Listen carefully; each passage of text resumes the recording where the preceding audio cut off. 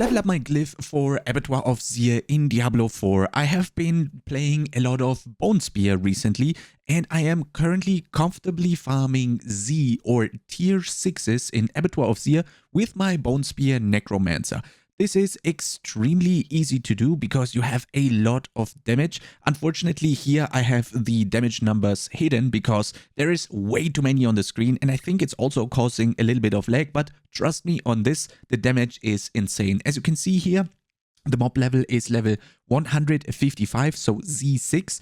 I have been using that tier to level up my glyph very fast because I can go through the dungeon extremely quickly and efficiently with the damage that I currently have with Bone Spear. As you can see, I'm hitting 13.7k armor perfectly with Thibault's Will still equipped. Now, this setup will allow me to farm the AoZ tiers 6, maybe even 7 and 8 with Thibault's Will extremely quickly for a speed farming setup. Without the total armor roll on the legs here, I can still hit the 13.7k armor because I have the total armor rolls on the helmet, the chest, and the amulet. As you can see here, the chest isn't even a max roll on the total armor, and so is the helm. The only max roll on the total armor that I have is on the amulet, and I'm still able to hit the 13.7k armor. As you can see in the Paragon tree, we do have a lot of very easy to access armor nodes for the Necromancer. As you can see here, this tenacity cluster right here has actually come in very, very clutch for Necros in the AoZ. As you can see here, we do have the 8% maximum life from the tenacity itself, but on top of that, we get 2, 2, and 2 here for a total of 14% more maximum life just from this little node here, and you only need 4 points to travel from the calcified node that you're taking always anyway. Then we have more total armor here that we are accessing, which is also on the way to the glyph, so that is perfect. And only those nodes allow us to be actually armor capped against Z25 monsters. Now, that is without a defensive set of pants here. And as you can see, we still have the possibility to go even more defensive. To do that, for example, I could substitute the Thibault's Will for a very defensive pants. As you can see here, these have the total armor on them, but these would actually do nothing when it comes to armor. You could, in theory, replace one of the other total armor rolls or even the one on the pants for something way more defensive. It might be pretty good on the pants to go instead of total armor, like these ones have. You could actually use shadow damage over time affected enemies damage reduction or distant damage reduction, so you could further increase your total damage reduction that you have. Also possible would be removing the armor from your amulet and using something differently here, right? There is so much good stuff that you can roll on the amulet, like more damage reduction or even cooldown reduction if your build needs that, for example.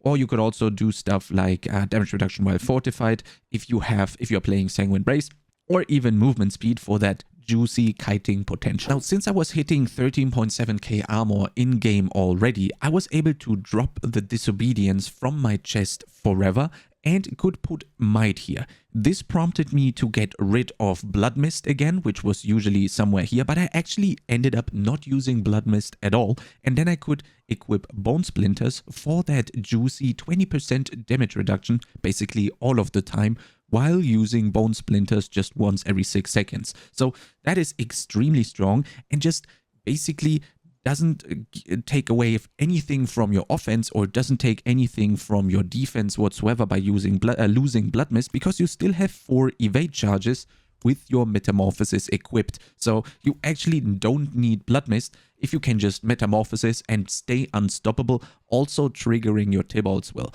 So on top of that, the Might is going to help you out tremendously defensively and is just a big upgrade while getting rid of Blood Mist. But I think the most important kicker here for Bone Spear Necromancer is actually the boot slot. If you remember back in my Bone Spear video guide that I made for AoZ, I told you that I am currently playing around with a lot of different boots, and I think I have found the best possible setup here.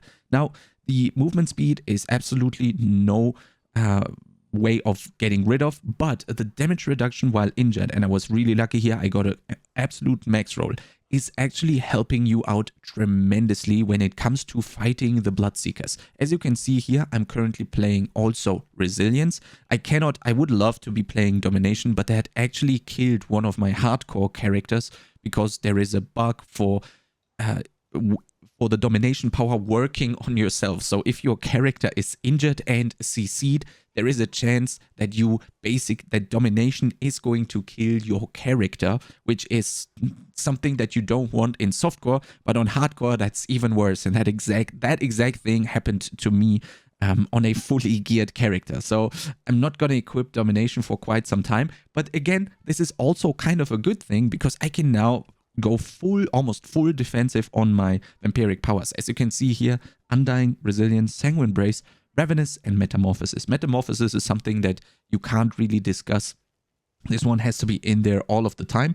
And then Resilience, together with the boots, is actually making me survive extremely well. There have been so many situations where I was injured and I literally could just instantly heal up by using Undying and using my health pot, and then basically extend the try that I had on the Bloodseekers in AoZ. I think this combination is extremely strong for a class like Necromancer that is struggling with the Bloodseekers quite a lot. I think every class is at some point gonna struggle with the Bloodseekers, of course, but this combination here, the damage reduction while injured and also the corresponding resilience on top of that, is going to give you or squeeze out those 1 or 2 tiers even above what you normally should be doing. And I'm currently not even in the final form yet because the Tybalt's Will is going to be replaced, as I said, with a more defensive set of pants, which is going to allow me probably tank a little bit more of those Bloodseeker damage that I'm receiving in the very high end of Necromancer AoZ tiers, which, well, of course, we are going to lose out on 40% multiplier here while we are unstoppable, which is basically all the time. But the damage is not really the problem on Bone Spear. Your clear is extremely good, and the higher density you have, the insaner it gets, because you proc way more exposed flesh and therefore have even more resource to just spam the bone spears, basically hold down right click all of the time. But not only that, on the boots there is still one more thing. As you can see here, I'm playing exploiters on the boots, and I think this is actually one of the best things you can play not only on Bone Spear Necro, but also on Necro in general, because you get a 20% increased crowd control duration, which is not only gonna increase the slow that you get from your Decrepify to 12 seconds, so you basically only have to use it once in a fight almost, but it also increases the corpse tendrils stun duration from 3 seconds to 3.6 seconds per corpse tendrils. That is actually huge. Not only is this going to give you way more time to DPS and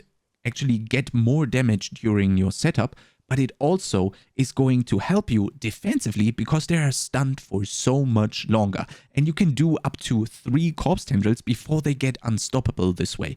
During the third corpse tendrils, they are gonna be unstoppable. But then again, the good thing about exploiters is during the time they are unstoppable and you are stutter stepping and kiting away, you're gonna deal up to 40% multiplied damage to them, which is actually insane damage and is probably going to help you out with damage towards the Bloodseekers. Of course, you gotta play a little bit more defensive during that time, but you get rewarded with a lot more damage. So if you can stay very defensive and at range, as Bone Spear usually does, as you can see here, then you will get rewarded with a huge 40% multi. And as you can see, they aren't even casting anything because they're getting corpse tendril stunned after corpse tendril stunned. And if they're gonna become unstoppable, as you can see by this icon here above the name, then you are getting rewarded with the 40 multiplier in damage, which is also going to help you with finishing off maybe just one Bloodseeker or getting that additional damage in. I'm currently not finished with my Bone Spear journey in Abattoir of Zir yet because I really think there is just way more to squeeze out than a tier 8 clear that I did pre-nerf. I think there is maybe a tier 12 in there. We will see how that goes. If you want to see me struggle through AoZ on Bone Spear and then on all the other Necro builds, I suggest you check out the Twitch link down in the description or the pinned comment below. And if you like content similar to this, make sure to subscribe to this YouTube channel, and I'll see you next time.